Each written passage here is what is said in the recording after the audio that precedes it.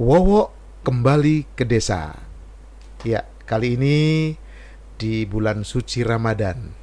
Di bulan yang suci ini saya mengundang seorang tamu yang sangat istimewa di desa saya, yaitu Bapak Kiai Marfu Ali, yang beliau adalah Ketua MUI, Ketua Majelis Ulama Indonesia di Kecamatan Gelagah. Selamat datang Pak Kiai Marfu Ali. Assalamualaikum warahmatullahi wabarakatuh. Waalaikumsalam. Selamat datang di channel Wowo Kembali ke Desa. Siap. Nah, itulah Bapak Kiai Marfu Ali yang sebentar lagi kita akan berbincang-bincang tentang serba-serbi Ramadan, khususnya di desa saya, di kampung saya, di kota Banyuwangi dan Indonesia. Kami akan bincang-bincang seputar puasa dan juga kegiatan-kegiatan di bulan Ramadan yang ada di desa kami, Wowo Kembali ke Desa. Nah, sebelum kita bicara-bicara lebih jauh, saya akan perkenalan dulu. Tidak kenal maka tak sayang. Yang setahu saya, Kiai Marfu Ali ini adalah seorang ketua MUI Kecamatan Gelagah. Mari kita tanya langsung kepada beliau, kita perkenalan langsung kepada beliau, apa saja, mulai lahir di mana, kemudian besar di mana, pendidikan apa, sampai menjadi pengalaman khususnya di bidang keislaman di Banyuwangi ini. Monggo kita tanya langsung kepada Pak Kiai Marfu Ali. Terima kasih Pak Wo. Yeah. Saya namanya Marfu Ali. Marfu Ali. Panggilannya ya Pak Kiai Marfu atau Kiai Ali? Ada yang Marfu, ada yang Ali. Suka-suka. Nggih. Saya kelahiran asli Paspan. Asli Banyuwangi, Usling ya. Asli Usling. Nggih. Saged mengke ngomong campuran Using nggih keneng. Nggih. Terus dibesarkan teng Paspan mriku nggih. Saya dibesarkan di Paspan. Nggih. Kemudian setelah usia 15 tahun. 15 tahun. Nggih. SD teng Paspan mriku. SD di Paspan. Okay. Kemudian pernah sekolah MTS tapi hanya di Banyuwangi. Nggih. Tapi hanya waktu itu hanya ikut penataran zaman dulu itu. Nah, kalau sekarang istilahnya itu masa orientasi. MTS waktu itu di Licin. Yang di Licin. Tapi setelah itu kita langsung mondok ya. Mondok ya. Mondok saya tahun 1992. Nggih. Kita mondok teng pundi? Di Pondok Langitan. Pondok Langitan. Tuban. Tuban. Nggih. Ya karya aduh. Pinten tahun mereka? Di sana saya sampai 93. 2 tahun 3 tahun. 2 tahunan. Nggih. Teng Tuban. Di Tuban. Waktu itu karena kembali ke pondok, terkena banjir. Sehingga kita pondoknya kena banjir di Tuban nggih, tahun 93-an. Nggih. Pondoknya Kiai Abdullah Fakih Langitan ini. Nggih. Kemudian setelah itu kita di Pondok Sarang. Pindah ke Pondok Sarang.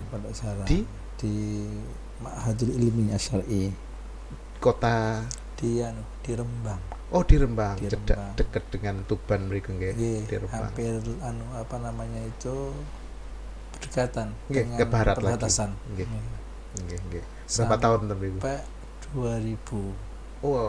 Cukup lama. 5 tahun lebih nggih jenengan di. 6 tahun. 6 tahunan. Iya. Setelah itu kita pulang. Sudah selevel sarjana nih nggih. Nggih loh, 7 tahun 8 tahun nggih. Nggih. Terus kembali ke Banyuwangi. Menikah sudah. Menikah di Banyuwangi. Dapat orang Banyuwangi. dapat orang Banyuwangi, tepatnya orang Sumber Beras, Mencar. Nggih, nggih, nggih. Nggih. Dan waktu itu langsung kan nggak langsung menjadi MUI. Ya betul. Nggih, nggih. Pengalaman napa mawon jenengan setelah ke Banyuwangi misalnya mendirikan, kan nggak langsung mendirikan ya, mungkin menjadi guru dulu nggih. Nggih, kebetulan di rumah itu sudah ada pesantrennya. Oh, sudah ada dari Ya, tinggalan orang tua? orang tua. Oh, nggih, nggih, tinggalan orang tua. Tapi ditinggalkan selama 7 tahun. Jadi mulai 93 sudah wafat. Waktu itu kita masih di pondok. Oh, orang tua wafat, Ya. masih di pondok. Selama 7 tahun itu fatrah bahasanya kekosongan. Kosong. Waktu itu dikelola oleh senior alumni. Oh, nggih. Kemudian waktu tahun 2000 itulah baru kita belajar Rintis bersama-sama. lagi, Iya, rintis lagi pesantrennya. Apa nama pesantrennya, Pak? namanya Mansaul Huda. Mansaul Mansaul Huda. Huda. Seperti itu dulu ya, hanya klasik mawon. Artinya hanya melulu pengajian-pengajian. Iya, iya, yang tradisional lah, nggih. Tradisional. Nggih, pesantren tradisional. Kemudian 2005 Nggih. waktu itu kita ikut program Wajar Dikdas waktu itu. Wajar Dikdas itu yang setara paket B ya, Paket B, SMP, paket B. Nggih. MTS itu. Oh, setara itu sudah Nggih. mendapatkan sertifikasi itu untuk Ya, menyelenggarakan paket menyalakan B. ya, kalau bahasa di Kemenak waktu itu Wajar Dikdas 9 Oh, tahun. Wajar Dikdas, nggih, nggih. Terus tahun 2009 baru kita mendirikan madrasah sanawiyah. Sudah ada madrasah dan sanawiyah. Madrasah sanawiyah. Iya, madrasah sanawiyah. Iya. Selevel SMP. SMP nggih. Ya, itu mulai 2009. Di Paspan nggih. Iya, di Paspan. Itu dapat kemitraan Nggih. Dengan antara negara Australia dan Indonesia. oh, ada kemitraan. Jadi dibangunkan mulai awal sampai finish. Iya, dengan menghibahkan tanah yang ada dibangunkan Bangunan. bangunannya nggih. Gedung. Gedungnya. Ya, itu 2009 Nggih, nggih. sampai 2010 Iya, selesai. iya, iya. Berdirilah itu ya, Ya. pesantren itu. Yang kita kasih nama MTS Madrasah Sanawiyah Alawiyah. Alawiyah. Kemudian 2011 Nggih. kita membuka sekolah menengah kejuruan SMK. SMK. Iya. Setelah Tahun pinten? 2011 Oh, 2011 sudah ada SMK. SMK-nya yang jurusannya itu 3J. 3J. TKJ, jaringan. Oh, Jaringan. oh, teknik jaringan sudah Iya, ada. iya. Ten Paspan mriku. Di Paspan. Oh, Kemudian yang kedua TB, Tata Busana. tata busana Yang ketiga itu TBSM, otomotif ringan. otomotif ringan. Oke, alhamdulillah. Oh, Tapi waktu itu untuk awal-awal 2011 itu kita masih belum punya gedung sendiri SMK-nya. iya, iya. Masih gabung di MTS itu. Oh, gabung. Terus Kemudian, 2011 enggak, 2011 itu kan kita mendirikan. tapi belum punya gedung. Iya, Jadi iya. kegiatan KPM-nya di Sanawiyah. Iya, iya. Alhamdulillah 2014 sudah punya gedung sudah sendiri. gedung sendiri sampai saat Bangun sendiri atau hibah lagi tuh, Pak Yai? ada yang mandiri, Campuran. ada yang dari RKB itu juga. Wah, keren, Iya. keren. Sekarang sudah SMK. Namanya SMK apa, Pak Yai? SMK Alawiyah. SMK Alawiyah. Ya, SMK Alawiyah. Oh, sudah berapa siswa di situ di SMK-nya sekarang? Ya, Sekarang sekitar masih sisanya masih dalam ranah Ada 100? lebih. Oh, lebih, udah besar itu Pak Kiai, lebih dari 100, keren. Jadi di Paspan ternyata, ya saya baru tahu kampung saya itu tetangga satu kecamatan dengan Desa Taman Suruh. Saya ketika pensiun dari perusahaan minyak, saya kembali ke desa saya Taman Suruh, dan satu kecamatan dengan Paspan di mana Pak Kiai Marfo ini tinggal dan mendirikan sekolah. Ternyata sudah ada SMK Sanawiyah yang membuka jurusan jaringan. Saya ahli jaringan, Pak Marfo. Kapan-kapan saya bisa jadi guru luar biasa ke sana. Saya ahli IT di perusahaan minyak. Saya ahli jaringan, saya ahli infrastruktur. Kapan-kapan saya akan silaturahmi ke sana, mungkin bisa ya berkolaborasi dengan saya, pengetahuan saya bisa saya share ke sana. Itulah perkenalan saya dengan Kiai Marfo Ali. Sebelum kita akan bicara-bicara tentang serba-serbi Ramadan kali ini. Baik, Pak Kiai, tadi sudah cukup nopo mboten kekenalannya? Saya belum dikenalin sama anaknya berapa jenengan, gitu. keluarganya berapa, istrinya berapa, yo. Monggo dilanjut keren saat durunge bicara. Nggih. Istrinya 1. Nggih, 1. Nggih. Kemudian anaknya sudah 4. Anaknya 4. Sampai Nggih. Sudah pada kuliah atau yang sudah lepas? Satunya yang baru itu kelahiran 2001. Iya, ya. Roto telat kawin di koran yo.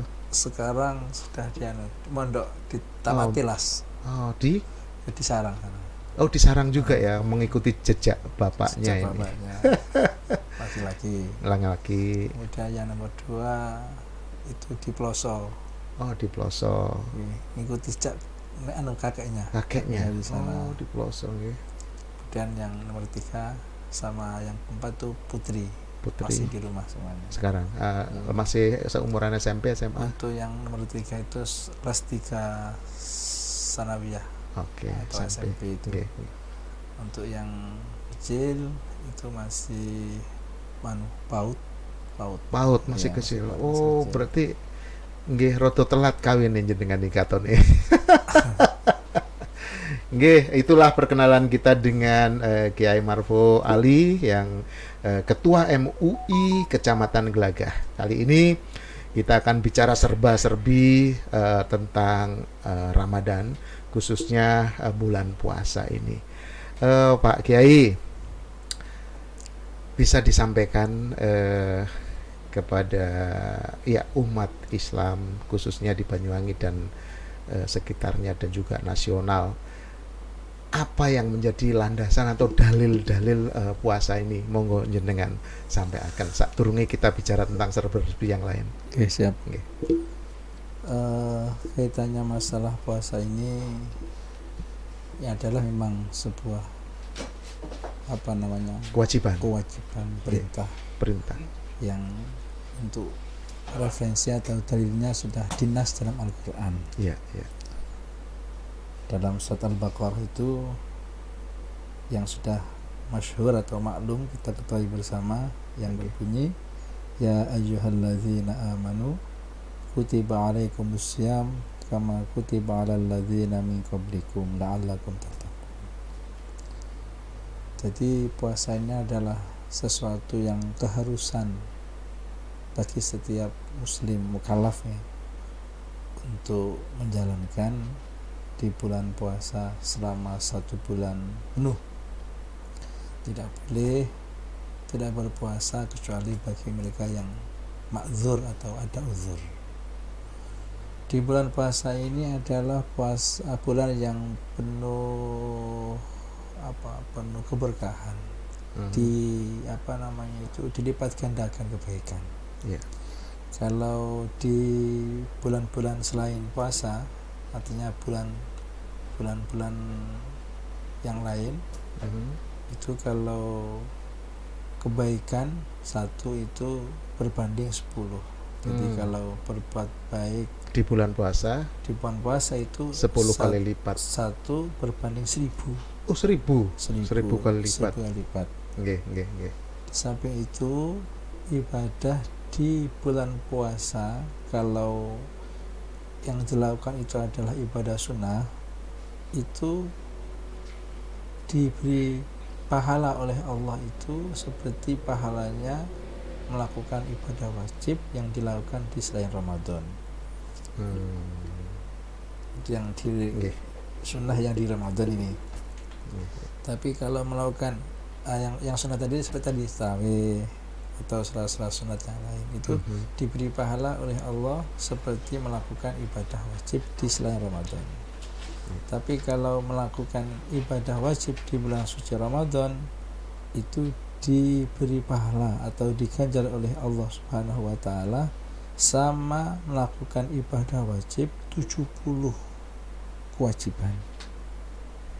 Yang wajib 70 yang kali ya pahala wajib. Jadi ketika kita melakukan salat fardu misal zuhur itu di bulan suci Ramadan itu pahalanya sama melakukan 70 kali 70 salat zuhur yang di luar selain Ramadan. Makanya tidak ada alasan ya bagi orang yang sudah kewajiban kemudian bermalas-malasan di bulan suci Ramadan, karena sangat merugi sekali, karena ini adalah bulan yang penuh rahmat, penuh ampunan dan pembebasan dari api neraka. Kemudian yang perlu kami sampaikan, kalau ada seseorang yang tidak berpuasa di bulan suci Ramadan tanpa ada uzur, maka untuk menggantikan puasa yang dia tinggalkan tanpa uzur tadi itu, andaikan diganti dengan 1 tahun puasa, itu masih belum mencukupi. Jadi orang yang tidak puasa di bulan suci Ramadan tanpa ada uzur, itu dosanya luar biasa. Sehingga pernah setahun puasa pun belum membalasnya, tidak mencukupi hal itu. Tapi kalau dengan ada uzur tadi, kalau uzur tidak apa-apa. Semisal seorang itu sakit, tapi sakitnya sakit yang betulan, bukan hanya sekedar sakit ringan gitu. Atau ketika ada sebuah perjalanan jauh, itu musafir itu diperbolehkan untuk tidak berpuasa. Jadi itulah dalil-dalil yang telah disampaikan Pak Kiai Marfo. Yang pertama, di bulan suci Ramadan ini memang sangat istimewa. Kalau seseorang melakukan kebaikan, bayangkan hanya kebaikan itu bisa 1000 kali daripada kebaikan yang di luar bulan suci Ramadan. Sedangkan kewajiban-kewajiban pahalanya di bulan suci Ramadan ini adalah 70 kali daripada kewajiban-kewajiban yang di luar bulan suci Ramadan. Sedangkan tadi apabila tidak memiliki alasan atau tidak melakukan puasa di bulan suci ini, untuk membalasnya setahun saja belum cukup. Kira-kira seperti itulah sebagai landasan untuk tentang dalil puasa yang telah disampaikan oleh Pak Kiai Marfo Ali ini. Baik, ada tambahan lagi.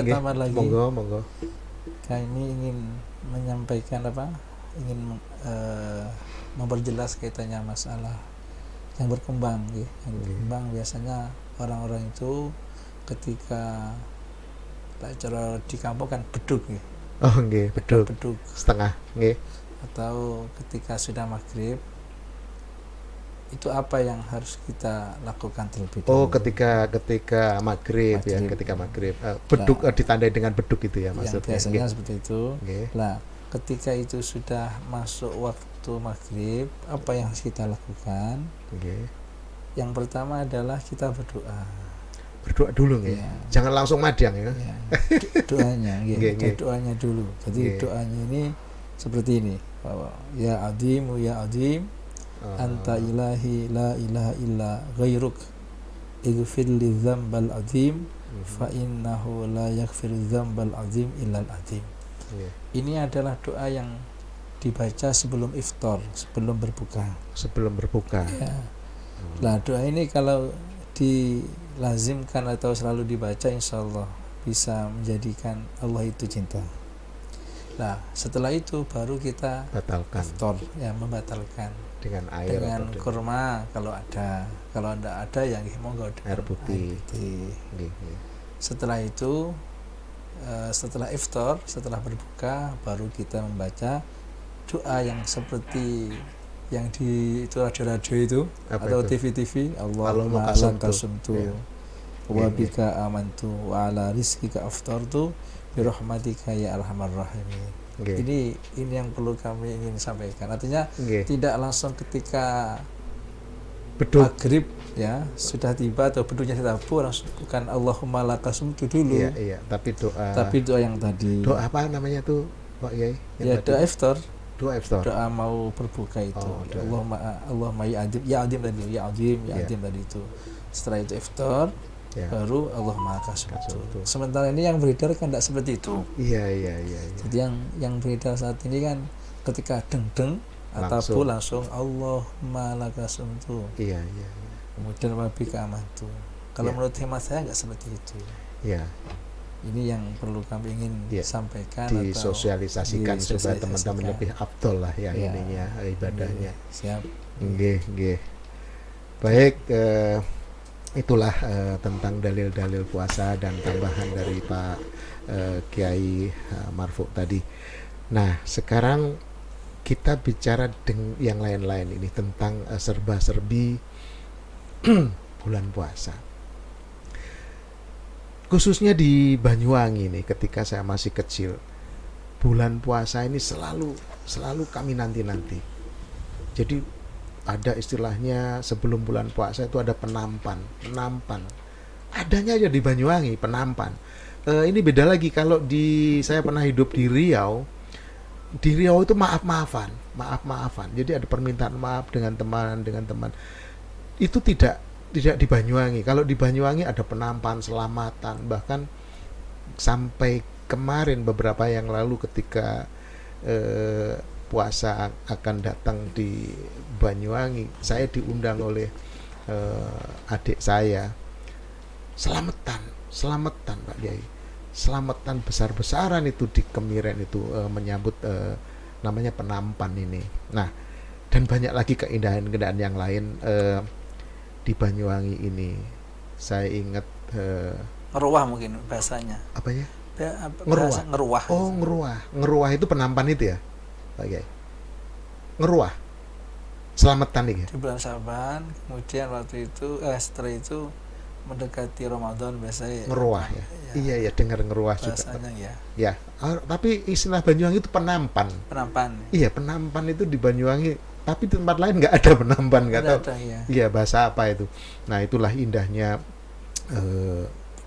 bulan puasa, bulan suci puasa di Banyuwangi. Banyak kegiatan-kegiatan traweh, tadarus, dan yang menarik di Banyuwangi itu ada patrol. Ya, ada patrol. Jadi inilah yang ditunggu-tunggu ketika bulan suci Ramadan. Gimana menurut Pak Kiai? Apakah ini memang suatu kegiatan umat Islam atau tradisi sehingga Islam bisa masuk bersama-sama, tradisi bersama-sama merayakan Ramadan ini? Gimana menurut Pak Kiai? Kalau kaitannya dengan masalah patrol Nggih, patrol. itu Cuman di Banyuwangi, Pak Kiai. Cuman di Banyuwangi. Patrol itu Berarti iya. tradisi berarti. Iya. Khusus di Banyuwangi. Iya, tapi nuansa lagu-lagunya juga nuansa Islami. Islami. Iya. Ya, Rohani gitu. iya. Artinya kalau memang itu dilakukan di waktu yang wajar. Iya, setelah tarawih biasa. Iya, artinya tidak sampai mengganggu Tarawih, yang lain. Iya, iya. Baik mengganggu ibadah atau mengganggu tetangga. Karena gini, Pak. Jangankan patrol, Nggih, membaca Al-Quran aja nggih, nggih. itu pun kalau memang bisa mengganggu orang lain itu pun juga kurang. Iya. Artinya tidak diperbolehkan lah. Iya, terutama kadang-kadang saya dengar masih belajar itu Pak Kiai. Masih belajar bacanya itu salah-salah, masih itu sudah disepikerkan. Itu gimana menurut Pak Kiai? Ya sebaiknya ya harus, Jangan ya. Yang sudah bener ya. Ya diupayakan karena kan dikonsumsi orang banyak. Iya, di toa itu kadang-kadang di toa masjid itu baru megap-megap ngomongnya itu sudah di ini kan jadi mengganggu Pak Kiai ya. Kalau bisa yang sudah pinter, Sudah jadi masuk. enak didengarkan, itu lagunya benar, lafalnya benar gitu ya Pak Kiai. Cuman kadang-kadang juga dilema. Betul, Andaikan peribahasa yang seperti itu tidak diperbolehkan, Iya. nanti malah males tidak mau ke masjid. Iya nanti. iya iya iya. Iya iya itu juga dilema ya. Dilema. Oke. Ya harus diimbangi lah bagaimana bagusnya gitu. Ya semestinya harus tahu diri sebenarnya. Nggih, nggih. Andaikan masih belum cakap, Iya. ya bisa dengan belajar. Iya iya belajar dulu. Belajar dulu. Terus ini Pak Yai, waktu saya kecil ini Pak Yai, di langgar saya itu kalau terawih itu eh, aminnya tuh keras, waladolin, amuin keras-keras gitu Pak Yai, dan dipakai guyon gitu. Gimana menurut Pak Kiai? Sekarang masih ada nggak itu Pak Kiai? Ya, untuk kaitannya masalah bacaan amin itu Nggih. tentunya menyesuaikan dengan imamnya. Oh, masih ada berarti sekarang Pak Kiai? Ya masih. Masih ada ya? Teng pundi? Teng langgar kula mboten enten malih ya? Betul. Mboten enten malih. Sudah Jadi, nggak ada. Kalau terawih dengan bergurau juga tidak diperbolehkan. Bergurau ya. Ya. Ini aminnya tuh bawanter Kalau gitu. masalah amin itu saya kira menyesuaikan dengan Menyesuaikan, ya. imamnya. Ya. Coba kalau bacanya pelan ya amin. Jadi nggak ada salah, nggak ada bener ya, ya, Kiai. kalau imamnya itu terlalu itu tergesa-gesa, juga makmumnya pun juga mengikuti. Iya, iya, iya. Semangat ya, Ya, semangat. yang pasti nggak boleh guyon ya. Yang penting Sambil nggak boleh dorong-dorongan itu ya nggak nggak boleh boleh. guyon, kemudian ya melakukan atau tarawih itu dengan sebaik mungkin. Khusuk ya, harus Jangan dengan sampai terlalu lah. Iya. Sekarang kalau terlalu cepat nanti bermasalah. Iya, kadang bacanya itu juga terlalu cepat gitu ya. Terlalu lama juga bermasalah. Slow ya, Slow. bermasalah. Karena gini, iya, yang kita harus menyesuaikan dengan keadaan atau Iya, lingkungan, iya, menyesuaikan karakter dari Iya. jamaah kita nih, Iya, iya, iya. sedang lah seperti itu. Oke. Jadi masih ada ya. Jadi Iya. terawih yang dengan amin masih keras, bersuara keras itu masih ada. Cuman ya kata Pak Kiai harus menyesuaikan lah dengan pimpinannya di situ ya. Jangan terlalu semangat sehingga terlalu keras juga, sehingga cenderung guyon ya. Kalau guyon nanti ibadahnya sendiri tidak kusuk ya, tidak mengena begitu. Itulah kira-kira masukan dari Pak Kiai. Kalau patrol gimana Pak Kiai? Kan itu juga hiburan ya Pak Kiai. Kalau Ya, patrol. sebenarnya apapun bentuk kegiatan hiburan ya, apapun bentuknya, selama tidak benturan dengan aturan syariat, Ya, ya sah-sah saja. nggih.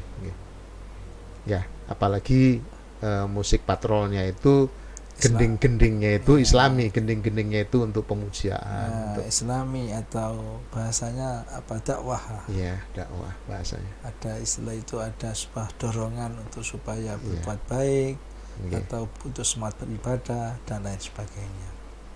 Nggih. Nah, oke, sekarang sudah tadi keindahan yang ada di bulan puasa. Kali ini saya akan coba kepada Pak Kiai Marfo tentang permasalahan yang ada di bulan puasa. Yang pertama ini Pak Kiai, ada saya pernah tinggal di Riau. Di sana itu ada edaran-edaran atau ada rahasia bahwa warung makan itu harus tutup, dipaksa tutup, dan kalau tidak mengikuti himbauan ataupun edaran didatangi, bahkan bukan sekedar ormasnya tetapi Pol PP-nya menggerebek, merazia dan memaksa agar tutup. Gimana menurut Pak Kiai ini? Apakah ini suatu hal yang memang harus begitu atau sebuah aturan sendiri di suatu tempat? Monggo Pak Kiai. Oke. Oke. Kaitan masalah himbauan atau sebuah peraturan, yang dikeluarkan dari pejabat setempat, tentunya kita harus husnudzon. Artinya para pejabat atau pemegang kekuasaan itu tidak serta-merta langsung menerbitkan sebuah ketentuan atau peraturan, tetapi tentunya telah melalui beberapa proses, artinya diskusi dan dipertimbangkan masalah mafsadah dan madharatnya, maslahat dan madharatnya. Ya. Lah baru setelah itu, kalau sudah dianggap cukup dan disepakati, baru turunlah sebuah peraturan, gitu kan. Nah, terus gimana sikap kita? Tentunya kalau kita ini termasuk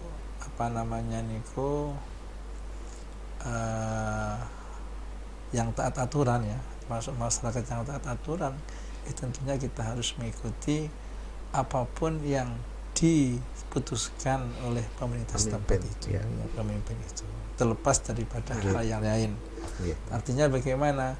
Yang namanya sebuah keputusan tidak mungkin semuanya mengamini, kan, mesti ada pro kontra. Tapi secara prinsipnya, karena kita termasuk warga negara yang bagus, harusnya kita mentaati peraturan itu. Memang itu ada sebuah aturan, sebuah perintah agama. Kita ati Allah wa atiur Rasul wa ulil amri minkum. Jadi kita wajib perintah kepada Allah, kepada Rasul, dan kepada pemerintah. Ya, itulah kira-kira jawaban dari Pak Kiai Marfo tadi, bahwa masing-masing pejabat di suatu tempat itu tentu sudah memikirkan tentang kebijakan-kebijakan di bulan suci ini, dan tentu sebagai masyarakat ya harus kita ikutin apa yang telah dihimbau oleh pejabat-pejabat atau pemerintah setempat. Namun demikian tentu tidak boleh sampai memaksa sehingga terjadi benturan fisik dan sebagainya, ya. Itu yang tentu tidak dikehendaki di bulan suci ini. Tentu harus dengan secara damai dan secara inilah kekeluargaan untuk menyelesaikannya. Baik, kira-kira seperti itu. Satu lagi, Pak Kiai, saya pernah tinggal di Amerika, Pak Kiai. Saya beberapa kali dapat tugas bersama keluarga ke sana. Suatu saat kami itu pas di Amerika itu bulan April itu kalau bulan puasa. Jadi bulan April itu waktu itu bulan puasa. Saya lupa start tahun berapa. Tahun 95, sekitar 95 saya di Amerika. Bulan April itu bulan puasa. Nah, matahari terbit itu di Amerika di bulan April itu sekitar jam 4 pagi, jam 4 AM namanya, 4 AM. Kemudian matahari tenggelam itu saya aja main tenis itu jam 10 PM. Jadi saya ingat ketika teman saya ngundang, yuk nanti main tenis jam 9 AM sampai 11 AM gitu ya. 11 PM. Jadi jam 10 PM itu matahari baru terbenam. Nah, bagaimana seandainya ini seandainya puasa dilakukan mulai terbit sampai tenggelam, mungkin bisa 4 sampai 9 atau 10 itu sekitar 18 jam. 18 jam. Iya, sekitar 18 jam. Nah, tentu sangat melelahkan, Pak Kiai. Apakah gimana menurut Pak Kiai dari dalil-dalil yang disampaikan tadi, kemudian juga kondisinya saat itu memang matahari terbit sangat pagi sekali, jam setengah 4 sampai jam 4, dan tenggelam sekitar jam setengah 10 PM gitu. Gimana menurut pendapat Pak Kiai ini? Kalau kita mengacu kewajiban puasa itu kan mulai terbitnya matahari. Bukan. Fajar Shadiq. Oh, fajar. Hampir terbit. Subuh. Fajar Shadiq itu kita harus sudah menahan diri dari makan Makan dan minum minum. dan hal-hal yang lain yang artinya yang dari perkataan kota dan sebagainya itu ya, untuk kesempurnaan puasa. Sampai kapan? Sampai terbenamnya matahari. Ya, ya. Berarti kalau kita melihat nas seperti itu, tentunya harus diselesaikan sampai tuntas. Ya, ya. Kan tidak ada istilah puasa hanya dohor, puasa sampai asar, kan tidak ada. Yang ada puasa mulai fajar shadiq atau mulai subuh itu sampai terbenamnya matahari, berarti maghrib. Ya. Terlepas daripada berapa jam itu gitu kan. Ya. Itu hukum normalnya seperti itu. Normalnya. Ya. Ya memang seperti itu kalau menurut hemat saya. Ya, ya, ya. Jadi meskipun di tempat itu durasinya lebih dari standar yang pada umumnya. Bahkan kalau di daerah yang naik lagi di Rusia, kemudian naik lagi agak dekat kutub, itu ada yang 22 atau 20 jam. Karena matahari memang di dekat kutub itu berputarnya. Jadi menurut Pak Kiai memang harus sepanjang itu. Kalau saya pikir seperti ini. Kalau itu kan tidak mungkin agama atau Allah itu memberatkan kepada kita. Ya. Semuanya itu sudah terukur. Jadi kalau menurut hemat saya ya harus sesuai dengan itu. Ya, ya. Jadi mulai fajar shadiq atau mulai subuh itu sampai terbenamnya matahari atau maghrib. Ya, ya. Itu. Ya, sebab ketika itu teman-teman di sana, kalau di Amerika tuh ada namanya Islamic Center. Jadi mungkin seperti MUI-nya Indonesia seperti itu ya. Islamic Center itu di Amerika tuh ada. Mereka lah yang memberikan kebijakan-kebijakan di setiap area itu, jam bukanya itu. Berarti tidak sampai maghrib berarti ya? Iya, kalau ini yang saya tahu. Jadi mereka membuat suatu kebijakan. Tidak harus menunggu matahari terbenam. Ada jadwalnya di masing-masing di Islamic Center itu ada jadwalnya, sehingga ya berbukanya itu sebelum matahari tenggelam. Karena waktu, tapi di hari-hari lain, di bulan-bulan lain memang beda. Kemudian waktu itu terjadi mungkin beberapa sirkulasi ya, karena dunia kan bulat ya, matahari bergeser kiri kanan, putarannya tetap porosnya di utara, sehingga ketika dekat kutub itu agak, yang daerah atas itu juga mataharinya lebih panjang daripada gelapnya, yang kebalikan yang di Australia atau di bawah itu gelapnya lebih banyak gitu ya. Jadi gini Pak Wawo, kalau menurut prinsip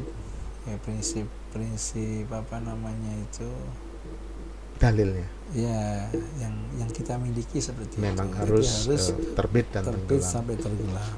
Kalau memang dari Islamic Center yang di Amerika mungkin punya kebijakan lain, kita kurang patut memahami hal itu. Tapi yang jelas namanya para ulama ini kan banyak dan memiliki tafsir masing-masing, mempunyai dan pandangan-pandangan lain. Mungkin dari kami sendiri yang masih belum nyampe ke sana. Yang jelas kalau kita tetap tadi itu mulai dalilnya seperti itu. Dalilnya seperti itu. Namun demikian masing-masing Islamic Center atau MUI-nya itu punya kebijakan-kebijakan ya. Itu dari daerah itu kita dapat bisa ya. Iya. Bahkan saya dengar ada yang sampai 20 jam. Yang taat dengan dalil ya mungkin ya seperti itu, yang kewajibannya yang harus seperti itu. Karena seperti itu dalilnya, belum ada perubahan atau tafsir yang lain ya. Yang jelas puasa itu harus mulai fajar shadiq atau subuh sampai terbenamnya matahari atau maghrib. Itu. Ya, jadi seperti itu dari Pak Kiai Marfo, bahwa dalil daripada puasa itu sejak matahari terbit dengan fajar tadi sampai matahari terbenam baru boleh melakukan makan dan minum. waktu buka puasanya. Bagi yang tinggal di daerah Galris Lintang mungkin ya sekitar antara 11, 12 atau 13 jam. Tapi untuk yang negara-negara yang agak naik ke kutub atas atau kutub selatan agak berbeda, sehingga ada yang lebih dari 18 jam, ada yang 20 jam siangnya. Jadi menurut Pak Kiai ya seharusnya ya seperti itu dalilnya. Iya. Ya seperti itu. Namun saya juga pernah tinggal di Amerika. Teman-teman di sana ada yang menentukan, Islamic Centernya yang menentukan untuk berbuka jam berapa. Begitulah kira-kira, itulah menurut Pak Kiai. Dan tentu masing-masing memiliki suatu alasan-alasan nggih Pak Kiai. Mereka punya alasan yang lain, dan di sini Pak Kiai Marfu juga memiliki dalil-dalil dari Al-Quran yang sudah disampaikan tadi. Baik, pertanyaan saya berikutnya Pak Kiai. Ini banyak menjadi polemik ya di antara teman-teman. Apakah kita yang berpuasa harus menghormati atau yang tidak berpuasa harus menghormati? Ini menjadi polemik. Gimana ini menurut Pak Kiai Marfu? Ya, sering-sering menghormati. Dua-duanya ya, oke ya. Saling menghormati. Saling menghormati. Yang puasa harus juga menghormati. Jangan merasa terlalu harus di ya, yang puasa ya harus justru harus menahan diri. Iya, harus menjaga diri agar supaya puasanya tidak hanya sekedar menahan lapar dan haus. Karena gini, karena banyak sekali orang yang berpuasa itu tapi tidak dapat apa-apa. Iya. Karena mengapa sebabnya? Gara-gara tadi itu. Karena dia puasa, kemudian dia kurang menahan diri dari melakukan hal-hal yang tidak baik. Semisal mempunyai rasa dengki ke yang lain, atau berbicara jorok, atau merasa dirinya paling wah, sehingga merasa paling suci. Kemudian mereka yang tidak puasa ya kita rendahkan, itu juga tidak boleh kita lakukan. Jadi kalau masalah bagaimana antara yang puasa dan tidak puasa, sebaiknya bagaimana ya saling menghormati. Tapi untuk kaitannya dengan orang yang sudah memenuhi persyaratannya, artinya wajib harus jangan sampai tidak berpuasa. Andaikan tidak berpuasa, jangan sampai mengganggu orang lain. Karena begini, ketika orang yang sudah kewajiban untuk puasa, orang muslim, kemudian berakal, kemudian sudah balik, tidak ada halangan, itu adalah suatu keharusan. Nah, andaikan dia tidak puasa, kemudian itu adalah suatu kesalahan kan. Ketika tidak puasa berarti dia melanggar atau salah, berdosa. Kemudian ketika dia mengganggu atau menampakkan ketidakpuasa, semisal rokokan di jalan, makan di tempat-tempat artinya umum, itu kesalahan yang berbeda, yang tersendiri. Berarti tidak puasa itu kesalahan. Kemudian mengganggu, makan di tempat umum, rokok di tempat umum, itu adalah suatu kesalahan yang berbeda. Jadi double kesalahan. Iya. Makanya harusnya sikapnya bagaimana ya, saling kita menghormati, saling menjaga. Iya. Jadi seperti itulah yang disampaikan Pak Kiai Marfu, bahwa hendaknya yang berpuasa juga saling menghormati, dengan yang tidak berpuasa juga saling menghormati, sehingga sama-sama tidak merasa paling berharga. Tentu yang berpuasa juga memiliki alasan dan tujuan, yang tidak berpuasa pun juga punya alasan dan punya tujuan. Jadi hendaknya saling menghormati. Seperti itu kata Pak Kiai Marfu Ali pada hari ini.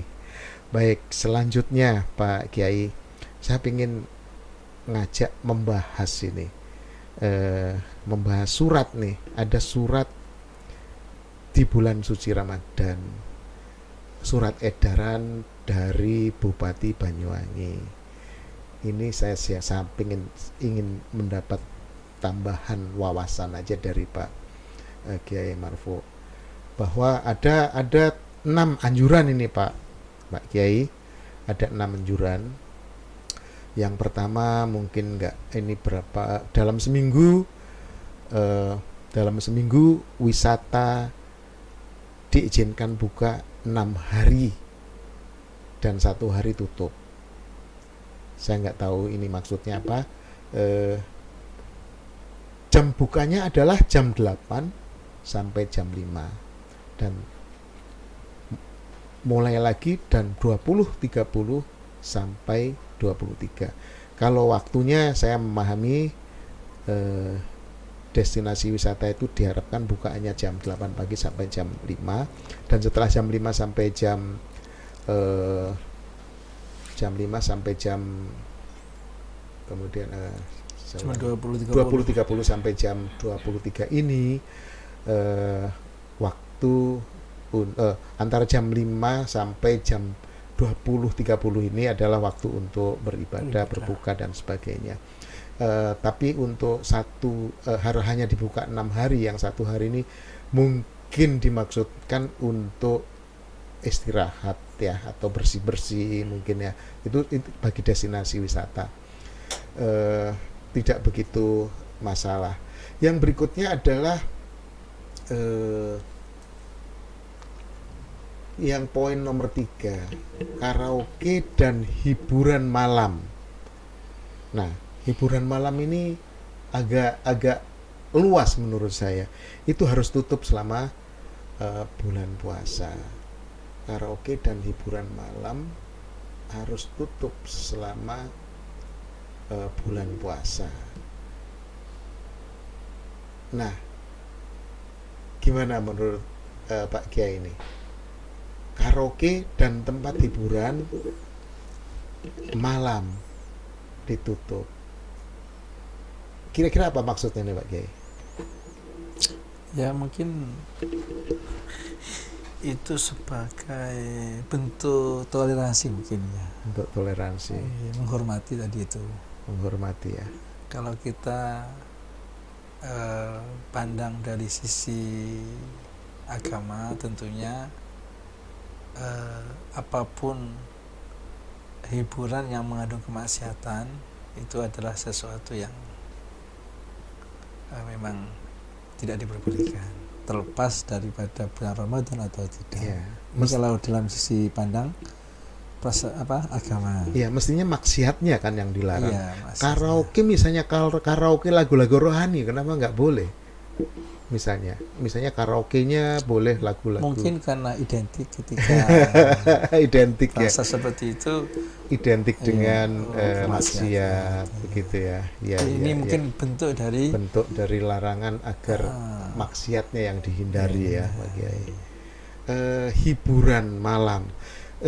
Ini contohnya di Warung Kemarang ya, Pak Kiai. Kami sudah mendapatkan suatu trademark atau stempel bahwa di Kemarang itu adalah gandrung. Jadi setiap tamu yang kesini kebanyakan minta hiburan gandrung. Nah, apakah hiburan yang dimaksud kira-kira kalau gandrung gimana ini Pak Kiai kira-kira? Ada juga soalnya di bulan suci ini rombongan yang datang minta gandrung, tapi kami nggak berani karena gandrung menurut saya termasuk hiburan. Tetapi menurut Pak Kiai gimana nih? Oke, terus Undi, hiburan gandrung boleh nggak kira-kira menurut Pak Kiai? Ya maunya tamunya itu mau model bagaimana, apakah hanya sekedar ingin memberikan sebuah kenangan setelah dari Banyuwangi, kemudian bisa bareng-bareng foto. Iya, jadi kebanyakan ingin tahu gandrung itu seperti apa. Hanya sekedar tahu. Iya, terus melihat, setelah itu foto, biasanya begitu. Setelah foto sudah mereka pulang. Karena kan itu kan apa namanya itu, saya kira eh, sesuatu yang biasa, apa ya, terkesan gitu ya. Iya, iya. Karena kalau menuju di sebuah tempat lokasi kemudian ada ikonnya, kita tidak abadikan, kayaknya kurang begitu seru, kurang begitu bagaimana Iya, gitu. saya sudah sering konsult di sini, hiburan ini yang dimaksud hiburan malam ini apa gitu ya. Soalnya gandrung kami juga sering malam ya, jam makan malam ada minta gandrung gitu ya. Saya menanyakan kepada ya Kapolsek, saya tanya ya kepada Kapolsek. Ada Kapolsek yang berani, wes mangkat tuh bening baran-baran gitu ya. Tetapi ini namanya ini surat himbauan ini yang membuat bukan Kapolsek kan begitu. Saya takut sehingga selama bulan puasa gandrung saya tiadakan. Namun demikian saya merasa kasihan juga kepada gandrung-gandrung itu yang biasanya dapat bayaran sehingga tidak dapat bayaran, dan juga kepada tamu-tamu kami yang datang jauh-jauh misalnya dari Surabaya, dari Jakarta, ingin melihat tarian gandrung seperti apa, setelah itu foto juga tidak didapatkan selama bulan puasa ini. Kira-kira begitu Pak Kiai permasalahannya yang kami hadapi. Tapi kami tetap cari aman. Gandrung mungkin disebut hiburan daripada nanti ada Satpol PP yang menggerebek warung Kemarang, kan jadi masalah seperti itu ya. Yang kami tidak berani mainkan, tapi kan mengecewakan beberapa orang tadi. Satu, tamu kami tidak mendapatkan, paling ada patung gandrung itu ada, bukan patung, apa namanya, boneka itu saya pakaiin gandrungnya, seperti itulah kira-kira gandrung. Tapi kan nggak menari dia dan nggak bisa berfoto secara live. Dan yang kedua, seniman kami yang biasanya mendapatkan bayaran dari situ, jadi tidak bisa mendapatkan itu. Gimana menurut Pak Kiai nih kira-kira pendapatnya nih? Ya, menurut kami kalau kaitannya dengan tamu supaya tidak kecewa, pastinya jauh-jauh hari ada sebuah informasi, mungkin sebelum puasa atau hamil berapa bulan, untuk diinformasikan bahwa ketika pada bulan puasa untuk yang seperti itu sementara ditiadakan dulu, bisa seperti itu, sehingga calon-calon tamu itu sudah tahu. Kemudian andaikan ingin melihat atau apa namanya itu kesenian yang tadi itu, kayak tadi itu kesenian gandrung, ya bisa dijadwalkan di bulan Ramadan. Setelah bulan Ya, Ramadan. sehingga tidak ada yang dirugikan. Iya. Kan? Berarti kan sudah tahu sebelumnya. Iya. Kemudian kaitannya bagi para pekerja, bagaimana yang harus dilakukan, ya sebisa mungkin waktu 11 bulan itu bisa untuk ya dikumpulkanlah, mengantisipasi ketika pada bulan Ramadan ini ternyata kegiatan yang seperti itu masih ditiadakan. Satu, karena kita karena mengikuti peraturan pemerintah. Kemudian yang kedua tadi itu saling menghormati antar sesama, apalagi lebih di bulan suci Ramadan. Jadi ditabung dulu lah.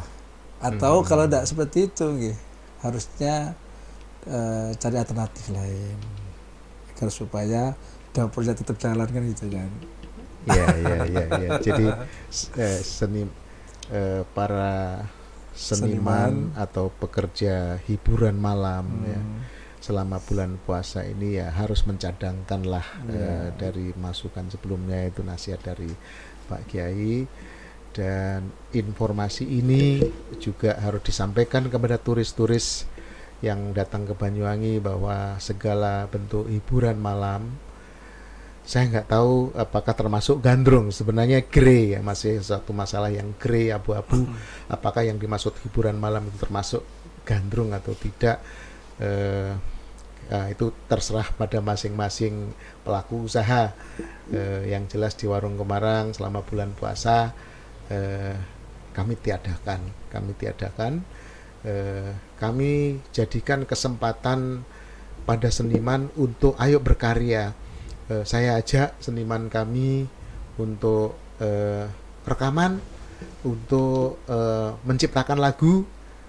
Saya sudah dapat satu lagu ini baru puasa berapa hari dengan pengarang lagu Kang Jaini yang dari Chongqing, yang sering mangkal di sini sebagai budayawannya Warung Kemarang. Selama bulan puasa saya ajak untuk berkreasi mengarang lagu, sehingga nanti ketika Ramadan selesai kami akan ciptakan karya-karya tersebut. Jadi artinya walaupun selama bulan puasa tidak boleh hiburan malam terus kita diam, tetapi kita tetap berkarya, mengarang lagu, mengarang musik, rekaman dan sebagainya. Itu kira-kira Pak Yai memasukkan apa yang sudah kami lakukan dan juga masukan. Dan ini ada yang bagus nih, saya setuju kalau yang ini. Semua penjualan minuman beralkohol ditutup selama bulan suci. Bagus napa mboten ya Kiai? Bagus itu. Saya juga setuju. Semestinya menurut saya jangan hanya di bulan suci. Iya, menurut saya suka minum wine, tetapi saya tidak pernah di warung. Saya beli wine dari Bali atau dari dapat oleh-oleh dari teman. Saya kalau minum di rumah, Pak Yai, saya nggak minum wine mungkin seminggu sekali. Itu bagus buat saya, perut saya jadi bagus, enak, jadi mungkin anget gitu ya suatu saat. Tetapi saya tidak pernah di warung-warung sehingga habis minum alkohol nyetir gitu ya. Itu yang yang tidak aman bagi orang lain. Tapi kalau minum sendiri di rumah tutup sudah, untuk badan sendiri nggak apa-apa. Saya sering punya teman orang bule, orang Swiss, teman saya dari Swiss sering datang ke sini, teman saya dari Turki datang ke sini. Paling nggak saya punya stok bir untuk nyugin mereka, karena mereka nanya, Pak, do you have beer? Langsung nanya bir. Ya monggo silakan minum bir, tetapi di sini saja, jangan keluyuran ke mana-mana. Habis minum ya untuk diri sendiri. Itu yang saya sikapi dengan mereka. Saya nggak bisa ngelarang mereka minum bir. Bir itu kayak minum teh. Teman saya yang orang Swiss itu kalau minum bir seperti minum teh, seperti minta tehnya. Jadi saya sediakan stok untuk teman-teman saya yang orang asing. Tapi saya setuju kalau warung-warung penjual minum alkohol ditutup. Setuju nggak Pak ya? Okay. Di luar Ramadan pun juga nggak usah lah ya. Karena takutnya itu habis minum mabuk. Karena mafsadahnya itu lebih dominan. Mabuk di jalan atau nyetir sehingga nyerempet yang lain dan sebagainya. Dulu ada cerita bahwa dulu itu ada orang yang dihadapkan 3 pilihan, harus melakukan salah satunya. Satu, dihadapkan suruh milih ada perempuan. Yang kedua adalah ada pisau. Pisau. Yang satunya seloki atau sedikit dari minuman keras. Jadi orang ini harus melakukan salah satu di antara 3 itu. Seks, pembunuhan dan zina sama minuman. Membunuh sama minuman sedikit saja. Setelah dipikir-pikir, menurut dia mungkin lebih aman minum hanya seloki aja, sedikit saja. Menurut dia itu lebih aman daripada untuk berzina, untuk membunuh. Ternyata setelah dia minum hanya seloki itu, apa yang terjadi? Dia minum, dia habis itu berzina, setelah berzina kemudian dia membunuh. Tiga-tiganya dapat. Padahal itu hanya sedikit sekali. Jadi artinya di samping itu memang keterangan nasnya jelas larangan, ternyata mafsadahnya itu lebih tinggi, lebih besar daripada manfaatnya. Kira-kira seperti itu. Memang seperti itu. Jadi segala sesuatu itu harus dilihat manfaatnya lebih banyak daripada mudaratnya ya Pak ya. Jadi kalau manfaatnya sedikit ya sudah, nggak perlu dihindari saja. Tapi kalau justru eh, justru akibatnya yang lebih eh, parah, jadi ya manfaatnya sedikit, ya tinggalkan saja lah, nggak ada gunanya, kira-kira Nggih. seperti itu. Baik Pak Kiai Marfo Ali, kami masih bersama Kiai Marfo Ali, bincang-bincang tentang serba-serbi Ramadan. Yang terakhir nih Pak Kiai, di bulan yang suci ini, apa kira-kira yang ingin Pak Kiai sampaikan kepada umat atau masyarakat, kepada pemerintah, dan juga kepada pengusaha-pengusaha yang ada di Banyuwangi khususnya dan di Indonesia pada umumnya? Monggo. Ya, ingin kami sampaikan, momen puasa Ramadan ini tentunya harus kita pergunakan atau kita jalani dengan sebaik mungkin agar bisa memberikan dampak yang positif Okay. dalam kehidupan kita. Yeah. Karena ketika kita melakukan puasa dengan sebenar-benarnya, seperti halnya kita beribadah dengan sebenar-benarnya, maka itu akan memberikan sebuah dampak positif dalam kehidupan, entah itu kesehatan, baik sehat rohani, sehat jasmani, juga sehat ekonominya. Ini juga penting sekali. Yeah. Insya Allah kalau memang puasa dan ibadah ini kita lakukan dengan sebenar-benarnya, akan memberikan dampak positif yang luar biasa terhadap kita, lingkungan kita, daerah kita. Insya Allah seperti itu. Yeah. Ya, demikianlah bincang-bincang Wowo kembali ke desa bersama Kiai Marfo Ali tentang serba-serbi Ramadan. Stay tune bersama Wowo kembali ke desa.